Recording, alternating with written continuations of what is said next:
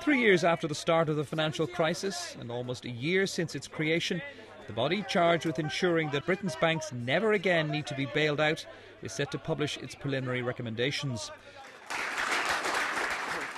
The Independent Commission on Banking, chaired by Sir John Vickers, is unlikely to call for an outright breakup of UK banks, which have made many reforms over the past 3 years.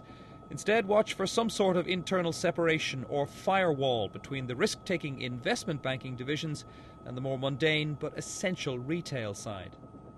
Firewalls can be made to work because they're already analysed by the regulators, so it's not that it's impossible, but I think it would be a bad idea because the consequence would be the destruction of a sector in which the UK is very successful, and they also wouldn't really get to the heart of the problem.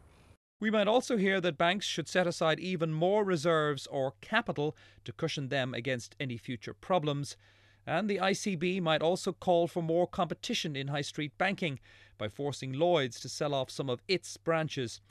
Another notion gaining currency is the so-called bail-in idea, where the most senior bondholders in a bank would be outranked by ordinary savers in the event of a crisis. The financial services sector accounts for over a tenth of Britain's GDP, and it's worried that the Banking Commission may throw the baby out with the bathwater.